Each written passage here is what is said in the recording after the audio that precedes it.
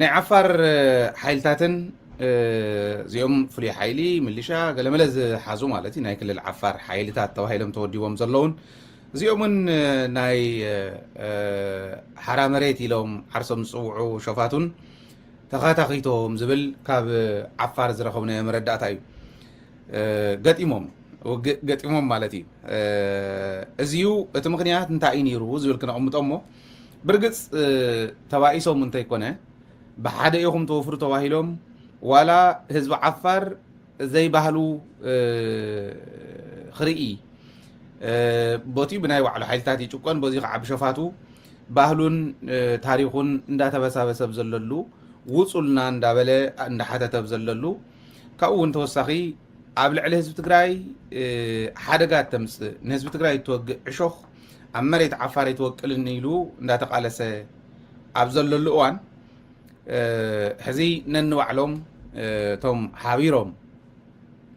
نهزو تقراي كخبو نهزو عفارون نافت حز زقاتو زل حدقا خطبو تلوخو حيزهم زخور زلو حيلتات ننوعلم تخاتخيتهم اللو زبل مرداتا وطيحنا اللو عفارن ني عفار حيلتاتن تست حيلتات ني عفارن ناي حرا مريت زولو شفاتون ዝተባኣስሉ ምክንያት እንታይ ፍቀዱ ናብ ዝኾነ ቦታ ግድ ኸይዶም ከም ሓራ መሬት ዝብሉ ሸፋቱ ናብ ዝኾነ ከባቢ እንታይ ፍቀዱ እንታይ ነገርዎም ከይዶም ድሓር በፂሖም ክምለሱ ከለዉ ስኢልካ ካብቲ ናብቲ ምንቅስቃስ እንድዩ ካልእ ተኣምር የብሉ ናይ ደናቁር ዝመርሕዎም በዓል ወደን ጥር እንድዮም ከምኡ እንተገበሩ ንዓይ ዝገርመኒ ይኮነን ብዝኾነ ኮይኑ ካብ ዝኾነ ቦታ ናብ ዝኾነ ቦታ ክንቀሳቀሱ ከለዉ أي نجار ومن قد خيرهم كمل سخلوا TDF مثلا نايلهم عفار تاخذ خفيتهم لهم ني عفار سراويت قرب رحق إلى سلا زلي تني عفار تحيل بهال ني أول 4 ومبر حلاوي TDF مثلا نايلو نزوم شفاتو تاخذي كفيت لهم نستوصل ساعات وق 5 نبرة نا بدن بخم تخاتو እቱ ከባቢ እቶም ሓራ መሬት ዝብሉ ዘለዉ ሸፋቶም ዘለዉ ከባቢ ከም ዝኾነ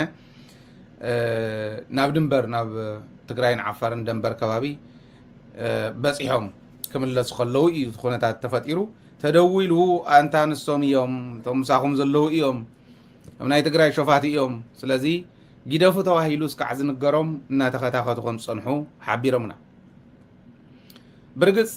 ሕዚ ዘይፈለጡ ዝገበርዎ TDF مسيلوهم زجور ويو دحر حيدة معلتات النسوم عجن ننوعلهم تخاتخيتهم نمنتاي هزو عفار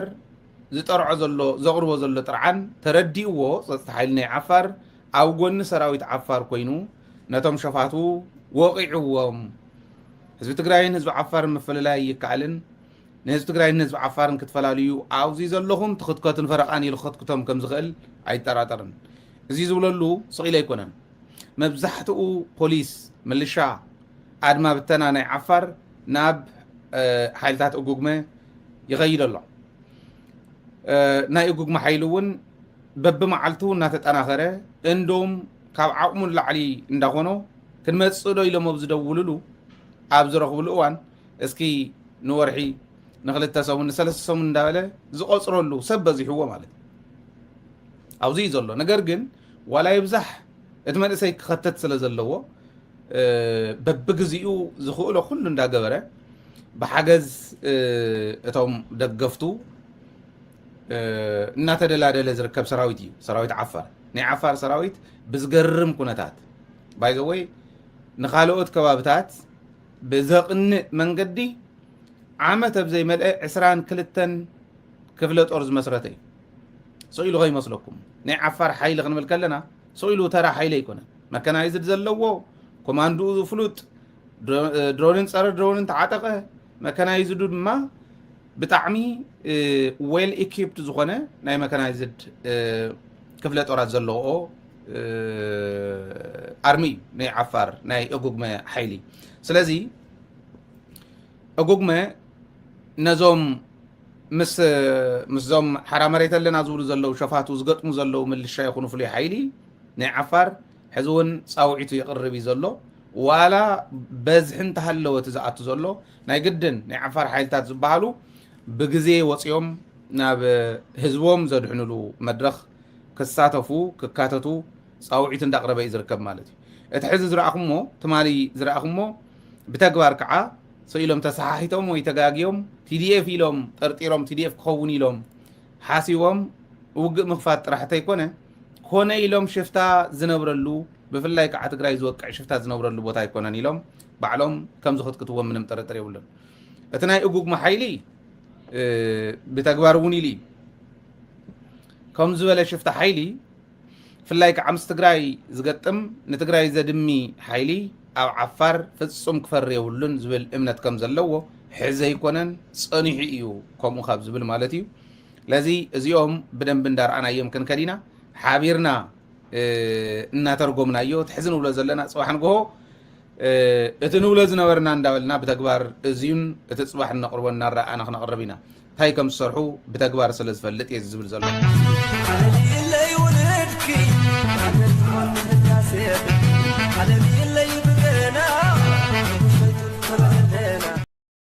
እቶም ናይ ሓራ መሬት ሸፋቱ ግን ኣብ ሓደጋ ከም ዘለዉ ብካሊእ መንገዲ ከዓ ዝበፅሓና መረዳእታ የመላኽት ሸፋቱ ሓራ መሬት ኣብ ሓደጋ ኣለዉ ኢሎም ዘብፅሑና ባዕሎም ናይ ሓራ መሬት ሰባት እውን እዮም ኣብ ሓደጋ ኢና ኒና ኢሎም ዝሃቡና ኣለዉ ንሕና እውን ክነፅንዖ ብዝግባአና ኣፅኒዕና ኢና ናብ ሓደ ናብ ኤንዲኤፍ ክትሕወሱ ኣለኩም ዝብል ሕቶ ቀሪብሎም ኣሎ ናብ ናይ ኢትዮጵያ ሰራዊት ክትሕወሱ ኣለኩም ዝብል ሕቶ ቀሪብሎም እዩ እዚኡ ነቶም መራሕቲ ምስ ቀረበ እዚኣ እንተኢልና ክሃድሙና እዮም ክኸዱ እዮም ኦረዲ ክፍተት ብዝረኸብሉ ቁፅሪ ክኸዱ እዮም ናብ ትግራይ ኢሎም ኣቕሪቦምሎም እዮም ኣብይ ኣሕመድ ብህፁፅ ኣምፅሎ ኢሉ ነቶም ዓዶም ከዲዖም ህዝቦም ከዲዖም ዝኸዱ ጀነራላትን ኮሎኔላትን ኣምፅሎ ኢሉ ባዕሉ እውን ከም ዝረኸቦም ሕዚ ክትጅምሩ ክትክእሉ ኣለኩም እቲ ኩነታት እናጠንከረ ይኸደ ኣሎ እቲ ኩነታት ዳርጋ ናብ መወዳእታ እንዳበፅሐ ይኸደ ኣሎ ክትኣትው ኣለኩም ዘድልየኩም ሓይሊ ክንወኩም ኢና ዘድልየኩም መፅዋር ክንወኩም ኢና መሃብ እውን ጀሚሮም እዮም ክነግረኩም እየ እዚ ክንገብረልኩም ኢና ክትኣትው ናይ ግድን እዩ ኢልዎ ስለዚ ክትኣትው ከለኹም ሓይሊ ኣለና ትብሉ እንተኾንኩም ከምቲ ትብሉና ዝነበርኩም ኣብ ውሽጢ ኣለና እንዲ ዝብል ፃድቃን ናይ ፃድቃን ስቂሉ ብለርድ ዛርቲ ድየን ካሊእ ድየን ዘይፍለጥ ኣበይ ከም ዘቕመጦም ዘይፍለጥ ሓይሊ ኣለዎ ስለዚ ሓይሊ ኣለና እዮም ዝብሉ ሓይሊ ኣለና ስለ ትብሉ ክትኣትው ትኽእሉ እንተኾንኩም ይትሰከ እተው ዘይብልኩም እንተኾይኑ ግን ናብ ኤንዲኤፍ ተሓወሱ እያ ነይራታ ሕቶ እዚኣት ሰራዊት ኣይሰምዓን ከምዚ ይብሉ እዮም ተሓወሱ ይብሉ እዮም ይበሃል ኣይሰማዕናን ንሕና ግን መፅኦም ኣይነገሩናን ገለ ፈሪሖም እዮም ከምኡ እንታይ ኢሎምኩም ንሕና ምስ ሰራዊት ኢትዮጵያ ክንሕወስ ኣይንደልን ዝብሉ ስለ ዝበዝሑ ከም ዘለዋ ርግፍ ኢላ ክትከድያ ዝብል ፍርሒ ስለ ዘለዎም ኣይነገርኹምን ቃል ብቃል ንሳ እዮም ኣቕሪቦም ኣብ ኣዲስ ኣበባ ንኣብይ እውን ንብርሃኑ እውን ዘቕረብሉ እዚኣ ብርሃኑ ብኣኻትኩም ከሲርና ኢና ዲፕሎማቲክሊ ከሲርና ኢና ኢኮኖሚክሊ እውን ከሲርና ኢና ኢልዎም ብርሃኑ እዚ ኣቕሪብሎም ኣብይ ግን መማረፂ ይህዎ ተደሊኹም ኣፅዋር ክንወኩም ሰራዊት ኣለና ውሽጢ ስለ ትብሉ ኣብ ውሽጢ ዘለን ደገ ዘለን ኣቀናጅኹም እተው ንሕና ደድሕሪኹም ክንመፅእ ኢና እዚኣ ኢልዎም እንተዘይኮይኑ ግን ፀገም የለን ናብ ናይ ኢትዮጵያ ሰራዊት ክንሕውሰኩም እያ ባይዘወይ ኣብኡ ኣቕሪቦም ሞ ዝበሃል ንዓና ብፍልፍላትና ዝበፅሓና መረዳእታ ብፍላይ ናይ ፃድቃን ሓሳብ ኤርትራ እውን ንምእታው እዩ ትዕላማ ኤርትራ ክንኣቲና ፀኒሐ ከቕርበልኩም እየ ካሊእ ካዕለና እዩ ሕዚ ዘልዕልዎ ዘለዎ ሓሳብ እውን ኣሎ ናይ ኤርትራ ዝምልከት ክንኣቱ ኢና ትግራይ ኣይኮነን ኤርትራ እውን ክንኣቱ ኢና ጥራሕ ኣፅዋር ሃውና እዮም ኢሉ እዚኣ መርትዖ ትኾነኩም ኣብኡ ንዘለኹም ራሽን ደረቕ ራሽን የቕርበልኩም ኣለዉ እዚ ብጭብጢ ሕዚብኩም ኣለዉ እታ ናይ ፃድቃን ክልተ መማረፂ እየን ናብ ኤንዲኤፍ ዘይሕወስሉ ናብ ኤንዲኤፍ ተሓወሱ ተባሂሎም መንግስቲ ትግራይ ሕዚ ፃውዒት ኣቕሪቡ ስለ ዘሎ ንዑ እተው ወረዳታት እውን ኦሪየንቴሽን ተዋሂብዎን እዩ ዞባታት እውን ከምኡ ኮሚቴ ከዓ ዓብዪ ኮሚቴ ናይ ሰላም ፀጥታን ቢሮ ዝመርሖ ዓብዪ ኮሚቴ እውን ስለ ዝጣየሽና እዚዩ ክቕበለኩም እዩ ንዑ ዓብዪ ዕድል ሂብና ኣለና ንሓደ ወርሒ ዝፀንሕ ዕድል ሂብና ኣለና ኢሎም ድሕሪ ሓደ ወርሒ እንታይ ክግበር ያው ልብኹም ፈልጦ ድሕሪ ሓደ ወርሒ ብርግፅ ሓደ ወርሒ ዝፀንሕ ኣይኮነ እንተ ኩናት ኣብ ቀልቀል ዝበፅሐ እዩ ኣብ ጫፍ ዝበፅሐት ኩናት እያ እኒሃ تفاتت يعني ناي كلاشن رحقتي إني ካልኦት ዘቕርብዎም ሓሳባት እውን እኒአው እዚኦም ከም ዘለዉ ኮይኖም ወርሒ ይጸንሕ ለ ይጸንሕ ዝብል ከም ዘሎ ኮይኑ ኣብይ ኣሕመድ ከጽንሖ ይኽእል እዩ ዓራቃይ እንተመፀ ኢሉ ማለት እዩ እምበር እቲ ኩናት ተተጀሚሩ ከምቱ ባጫ ዝብሎ ዝነበረ ኤርትራ ክእቶ እዩ ኤርትራ ትበሃል ሃገር የለን ሻዕብያ ዝበሃል ወይ መንግስቲ ኤርትራ ዝበሃል ነገር የለን ደጀንን ግንባርን ዝበሃል ነገር እውን የለን ከምኡ ኣይኮነን ክኾን ደጀንን ግንባርን ዝፈሊ ነቲ ግንባር እናፈለየ ነቲ ህዝቢ ግን ፍጹም ዘይነክእ ወታደራዊ ዲስፕሊን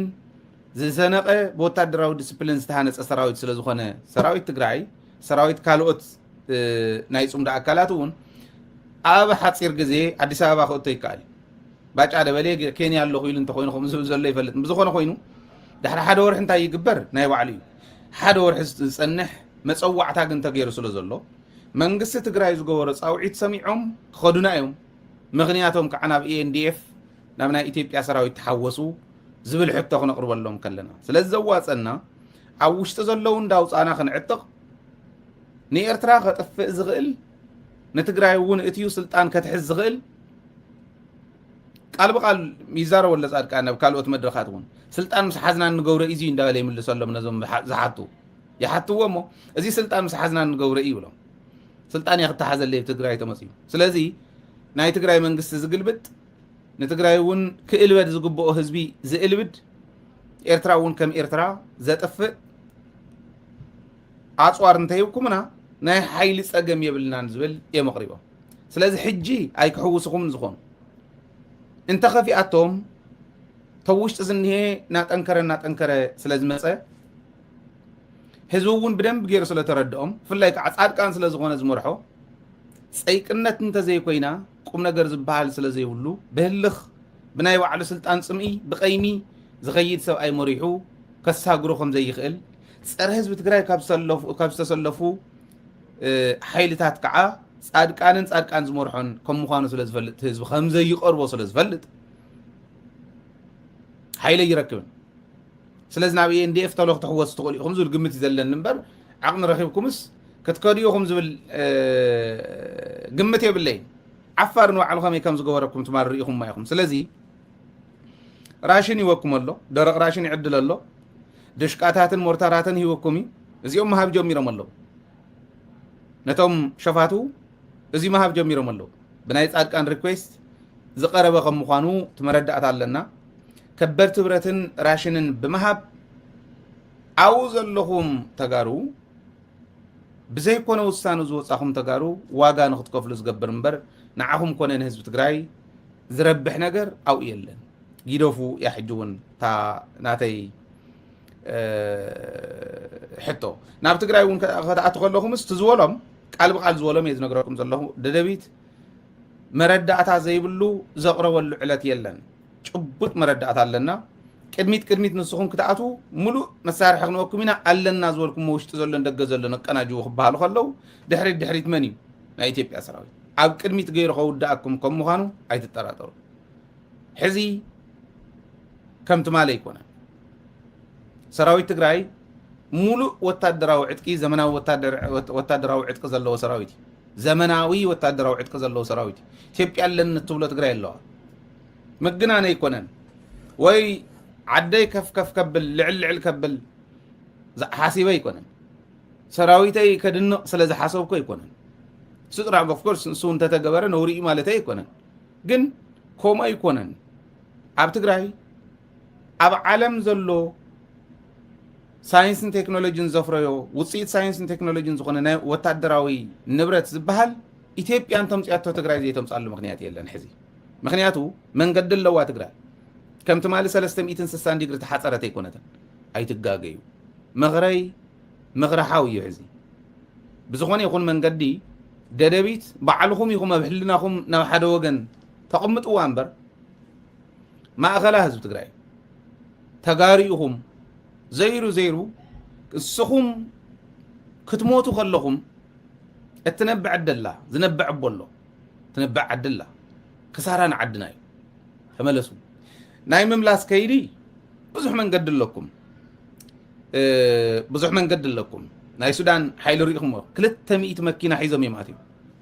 ኣብ RSF ዝነበረ ትማሊ ዘቕረቡናዮ ኣብ RSF ዝነበረ እዩ ትመራሒ ኮማንደር 200 መኪና መሰሻሓት ሰራዊት እዮም ሒዞም ኣትዮም መሰሻሓት ኣጽዋርኩም ሒዝኩም ክትኣቱ ትኽእሉ እዮም ኣጽዋርኩም ሒዝኩም መሊስኩም ትወግኡ ሃሎ ኢልካ ብጽሑልና ማለት እያ ካልእ እኮ የብላ ብጽሑልና ማለት እያ ኮኔክት ክንገብር ንኽእል ኢና ክንተሓሓዝ ንኽእል ኢና ረኸቡና ኣብኡ ኮኔት ስልክና ክምኩር እዮም ሃክ ክገብሩ ካልእ ንስታት እቲ ቴክኖሎጂ ናይ ዓለም ኣባና እውን ስለ ዘሎ ኣይትጸገሙ እጆኹም ፀሓፉልና ክንራኸበኩም ንኽእል ኢና መራኸቢ መንገድታት ኣሎ ክትራኸቡ ትኽእሉ ኢኹም በዚ ብደደቢት ጥራሕ ኣይኮነን እተው ዓድኹም ባህሊ ከውድኡኹም እዮም ትዕላማ ንሱ ከውድኡኹም እዮም ከሲርና ኢና በዞም ሰባት እዚኦም ዝብል ኒሕ ስለ ዘለዎም ከሲርና ኢና በዚኦም ዝብል ቀይሚ ስለ ዘለዎም ኣብ ዘለኹም ማለት ሕስ ከብልኹም እዮም እንተሞትኩም ተጋሪኢኹም ተዘይሞትኩም ክጥቀሙልኩም እዮም እንተሞትኩም ኣብ ልዕሊኹም ቸቸ ዝብልኹም ጸላእትኹም እዮም ፈተኹም ጸላእኹም እዚኣ ብኣግባቡ ተረዲእኹም እንታይ ተወዳእኹም ናብ ሓደጋ እንታይ ኣተኹም ቀላል እያ ንዓኹም ተጠርኒፍኩም ናፍታት እቶ ክትኣቱ ኣለኩም ኢለኤቱ ምኽሪ ሓሳበይ ከቕርብ ዝደሊ ኣብዚዩ እቲ ሕዚ ዝግበር ዘሎ ምንቅስቓስ ዘይንበፅሖ ከይመስሉ ትመረዳእታ ኣለና ቅድሚ ኢለ ዝበልክዎ ራሽን ምዕዳል ደረቕ ራሽን ምዕዳል ከበድቲ እፅዋራት እንተነኣሰ ናይ ጉጅለ ዝበሃላ መሳርሕታት ከም ደሽቃ ሞርታር ገለ ዝበላ እዚኣተን ምዕዳል ጀሚሮም ምዃኖም ብምርኣይ እዚ እንድሕር በፂሕናዮ እቲ ካልኦት ነቕርበልኩም ዘለና ንስኹም ዘይትፈልጥዎ ክኸውን ከም ምዃኑ ኣይትጠራጠሩ በዚ ይረጋግፁ ማለት እየ ካልእ ተወሳኺ ነግረኩም ናብ ENDF ክትኣትዉ ኢኹም ዝብል ናበይ ወሲዶሞም ናበይ ገፂኦም ኣፀጊዖሞም ክልተ ሰለስተ ዝኾና መርትዖ ክበኩም ንኣብነት ሓበን ዝበሃል ዝመርሓ ሓንቲ ሓይሊ ኮማንዶ ሓንቲ ሓይሊ ኣታ ኮማንዶኦም እዛ ናይ ኮማንዶ ሓይሊ ናብ ቦርደር ከባቢ ናይ ኢትዮጵያ ሰራዊት ናብ ዘለዎ ግን ከዓ ናብ ናይ ትግራይ ቦርደር ከባቢ ንምንታይ ኣቕሪቦማ ንምንታይ እዮም ናይ ፖለቲካ ጥርናፈ ነናባዕሉ ግንባር እከለ ዝብሉ ደሞ ንኣብነት ፀጋይ ገብረ ተኽለ ዝጥርንፎም ካድረታት ናብ ግንባር ክልተ ኢሎም እናፀንበርዎም ከም ዝወዓሉ መረዳእታ ኣለና ሃፍቱ ዝጥርንፎም ካድረታት ናብ ግንባር 5 ኢሎም ግንባር ዝብልዎን ከክንደይ ሰብ ሒዘን ከም ምዃነ ንፈልጠን ኢና እዚ ናብ ግንባር 5 ኢሎም ከዓ ናይ ሃፍቱ ወሲዶም እዚኣቶም ብምልኦም ዶ ይነግረኩም ኣለኹ ሓቀይ እዚኦም ጌጋ እንተኮይኖም ኦኬ ተጋጊ ኣለኹ ኣነ ማለት ተንዝብለኩም ዘለኹ ብትኽክል ይነግረኩም እንተሃልየ ተንስኹም ዘይበፃሕኹም መን ዝብለን ዘለኹ ሓደ ብቅድሚት ገይሮም ከውድኡኹም እዩ ንትግራይ ሕነ ዝፈዲላ ከምቲ ዝገብርዎ ዘለዉ ብምግባር እዩ ጌታቸው ረዳ ኣውሪዶም ከም ጨርቂ ሞፎዝ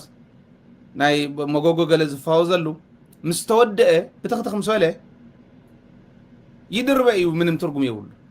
ድኹዒ ይኸውን ተበጣጢሱ ድኹዒ ይኾን ተሓፂው መልጌባ ይኾን ንዳውላ ኣድግ እውን ይኸውን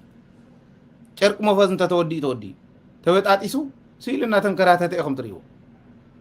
ትርጉም ዘለዎ ይኮነ ቁሉይ ሒሉ ዝርኦ እውን የለን ሓይሊ እውን የብሉን ብጥስጥስ እዩ ረጊፅካ ትብጥሶ እዩ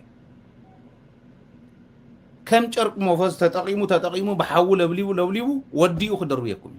ንጌታቸው ረዳ ራእዩ ጌታቸው ረዳ ስልጣን ሂብካ ኣብ ትሕቲ ኣብይ ኣሕመድ ተረጊፁ ለፍልፍ እንዳበለ ኣብይ ኣሕመድ ቤተ መንግስቲ ኮይኑ ጡጥ ከብሎ ከሎ ካብ ምርኣይ ንላዕሊ ሕማም ኣሎ ድዩ ንጌታቸው ረዳ እኮ ክንዲ ጌታቸው ዘዋረዶ ዘየለን ዲን ኣብይ ኣሕመድ ክንዲ ጌታቸው ተረጊፁ ዝተዋረደ ሰብ ከዓ የለን ሕዚ እንታይ እትይዎ ዝቆትሎ ኣብቲ ክቆትሎ ዝግብኦ ክቆትሎ እዩ ኣብቲ ከጥፍኦ ዝግብኦ ከጥፎ እዩ ሕዚ ግን ጌታቸው ትግራይ እንዲያድምያቶ ነቱ ከድሜና ከጥፋኣና ዝመፀ ትግራይ መንእሰይ ትግራይ ተወዲቡ እንዴት ፊይዎ ሓቀይ ኣብ መሬት ትግራይ እንዲቀቢርዎ ነትፀላእ ሓቀይ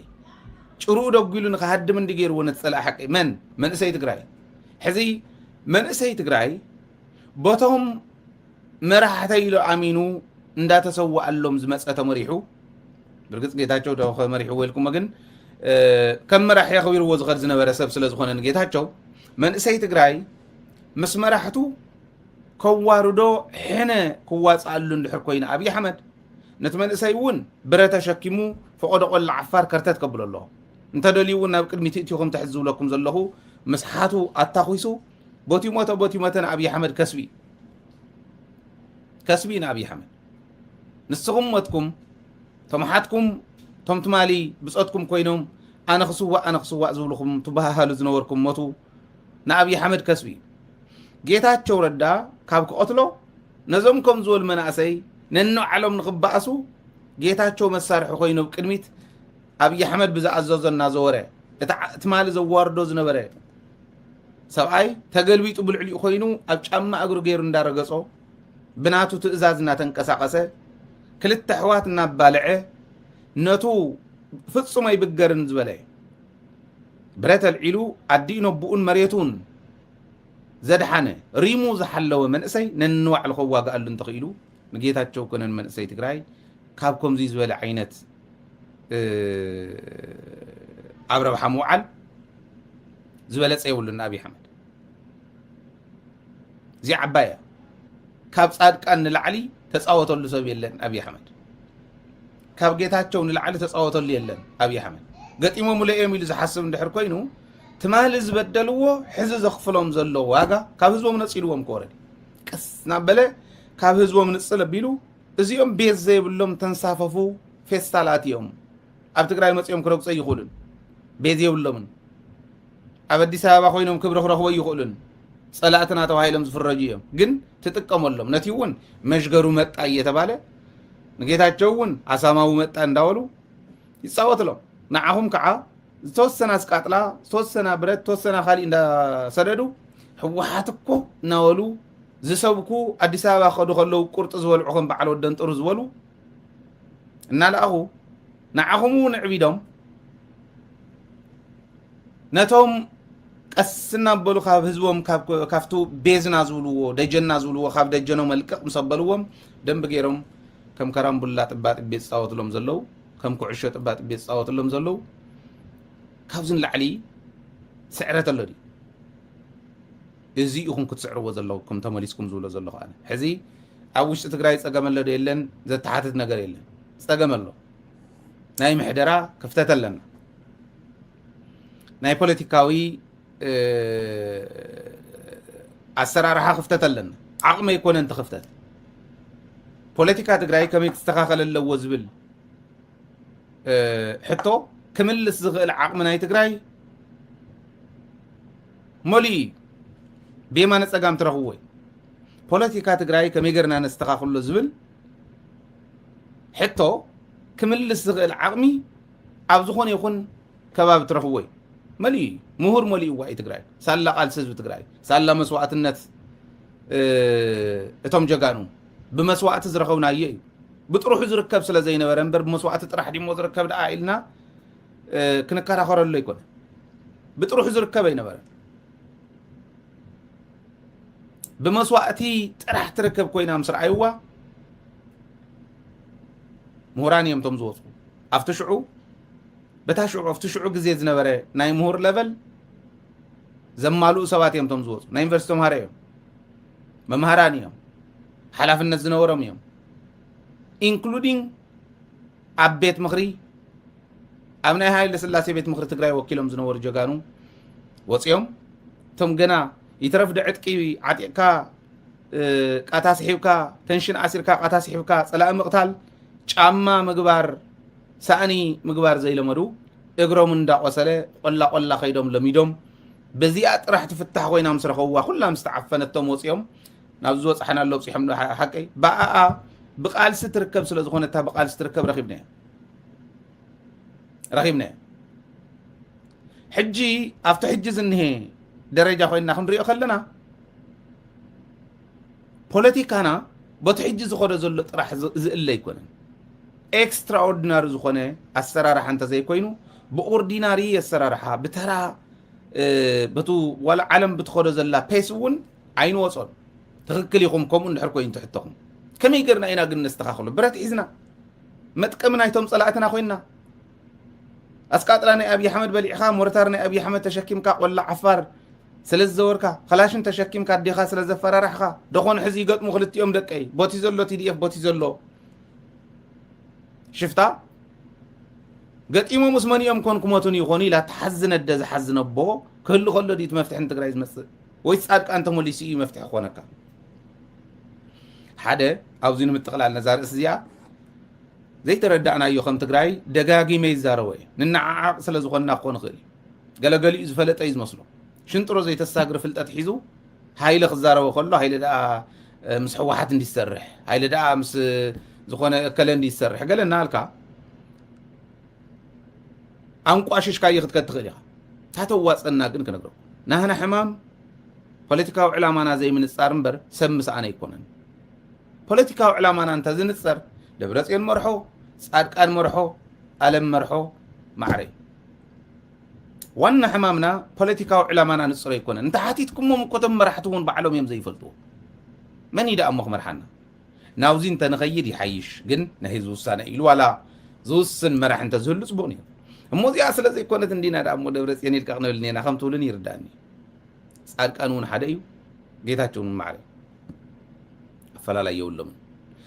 أفلا لا يكن فتر انت خوينا انتايو مجمريا نخنا حسب قزي خهبنا الناس غل environment نفتر نخنا حسب تقارو خوينا تقراي كم يقرن اي نخنا الساقرا زبل كنا حسب مئنتان قزي يزبلنا environment نفتر سلامنا نركب اتبدأ بلعه خم زبلنا زل أفو خفي تزمت زل حرقس أفو نعصوه خمي قرنا بحدنات انت آتيهم ما نم من ما يقبركم كنك على سينا مساهم آتيهم زخونا نقر كتكون انت قبر انت حاسيهم كنك على سينا مساهم نك على سوم أو وش تخوينا انا نك على سوم تلزي أخن قبر بزي قات أمس أو عتيك أرولكم عناون حزي أم حراون نتقوم يوعلل نعهم ون نتقوم يوعلكم الله نربح تقراي زوا علتناتكم من قد نقرني ولا عندي يلا تناسكو ويل نسخم مسارحي نا أبي حمد سلازخونكم بك أنا عهم يأمن يمس ألمت النهي معرا النهيلو مليسو وانت زخون أوكي زم سوات زي مكون سيخول يمبلنا أو نهلكم نعهم لا تتقمه سلمت المعرا من كيم اللس نداولكم تزارو سلمت المعرا من نغيم اللسس ليتن قطرن زسرحو بانداتات غيركم كفيل نمنتا يخوم غيرو حزن السخم ربح زي ولكم مخانكم حزب تግራይ ተረዲሉ ربح زي ولكم مخانكم حزب تግራይ كردا يزل الابي حمد كا نمنتاي كنصلكم لو خاو خطقملكم توي تግራይ ون كم زي تامنكم ابي ኢትዮጵያውን كم زي تامون يغبرمو امانايكم وي تامانايكم ابي حمد يهو ابز اززكم كعتوعلو هم غير كاخات نصلون خطقمل زللخ هم غير ينصلكم زل يزلو حز تعدل ثاني حدا ورح عدل تتقملوا أبزن زوال كون مدرخات أتيو قد مدفوع هتقاموا ليو نم حرا خما يتقامل لهم كم زل رأي أبم حرا خلل أبي حمد بحر دار كيدو استزاروا أم حرا خلل كم زلومي تناعق يفلت فواريدو يفلت أير الناس ده درون الناس ده بمثالات ناتكوسه دقون حردلوس كملومي خبيركم يتفلطون يلو كملومي عرسكم محاديركم مثل عرسو السنه اند زندرو اند زاري يراسن الدل براسي موسن ጉዳይ አማራ ክልል ላይ ተተግብሮ አያውቅም ይሉ አምሐራ ከመይ ክንዕቆ ከለይ ሰብአይ ክንዱዝ አክል ንዕቀት ከም ዘለዎን አምሐራ زرعي خالي بهر كمهر زي مخالو صمامنتو يزرينا سلازي نهنا صمامات كونكم كاب كترفو كم تزنق حتقراواي مننتو خبر زقالس زلو كتقالس يزلكم صبق كيدن يرو اوشتون صبقلو مالتي يكونن صبق كيد زنبرن ابنت ناي عفار زلو صلمت زنورو ابكالوت كبابتات زشفت ولا خب كتماتاتون زنورو ناي مملاس كيدي نتولى عنبب كبري قبوينا بحقي نتا مريحنة نتا زمرح زنورة ديبارتمنت كم زلوا انتليجنس ناي تقراي قالت حق ክትዛረብ ከለኻ ከይውልን ዝብል ብዙሕ እንዲ ዘጥቃዓና ንዓና ተወልደን መሪሕነቱን ናይ ወታደራዊ ኢንተሊጀንስ ናይ ትግራይ ዓብይ ክብሪ ይግበኦም ንዓኹም መምሂሮም ምምላስ ኦኬ ብዙሓት ተመሊሶም እዮም በዓል ተመስገን ዳዊት ዋላ እንታይ ተረፈ ንኽምለሱ ጸለምቲ ዝነበሩ ተታኺሶም ለሽ ኣቢሎም ነተኡ ዝነበረ ጸላኢ ክመፁ ከለዉ በዓል ዓብለሎም ተወልደ ምስ መሪሕነት ምስ ስታፉ ተወልደ ክብል ከለኹ ንበይኑ ከይመስለኩም ከም ዘለዎት ወታደራዊ ኢንተሊጀንስ ስታፍ ናይ ብሓቂ ክብሪ ይግብኦ እዚኣቶም ጽባሕ ንጎ ኩሉ ከም ዘለዎ ክቕየር ይኽእል እዩ እንተወልደ ሰውሪ ደሞ ደይኒዮም ክቕየር ይኽእል እዩ ተፈተወ ተጸልአ ግን ኣብኡ ዝነበረ ኣብዚ ስራሕ እዚ ኢንጌጅድ ኮይኑ ዝነበረ ክብሪ ኣለና ናይ ብሓቂ ክብሪ ይግብኦም በቃ ቲዲኤፍ ማለት ቱ ብረት ሒዙ ዝታኾስ ዘሎ ጥራሕ ኣይኮነን ብረት ሒዙ ዝታኾስ ዘሎ መንገዱ እውን በዞም ኢንተሊጀንስ እዚኦም እዩ ኩሉ ነገር እናተገበረ መፅኡ ሕጂ እውን ከምኡ እዩ ዝስራሕ ዘሎ ትሕዚ መፅኡ ዘሎ ወላ ሓጎስ እንታይ እዩ ክሰርሕ ክንሪኦ ኢና ሓቢርና እንዳሓገዝና ክንዘልቕ ኢና ተወለ እውን ኣብኡ እኒሄ እቶም ስታፍ እውን ኣብኡ እዮም እኒሄው ዘይፍለጠሎም ብውሽጢ ስለ ዝሰርሑ ግን ክብሪ ስለ ዝግብኦም ክብሪ ክህቦም ስለ ዝደለኹ እዩ በዚ ኣጋጣሚ ክብሪ ሃብሉ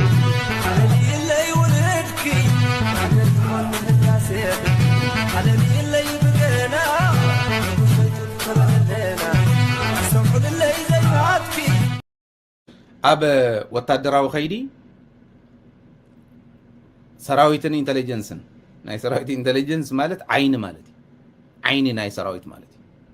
ናይ ሰራዊት ኢንተሊጀንስ ቀዲሙ ኸይዱ ኣፍታ ቦታ ኮይኑ ይዘዋግኦም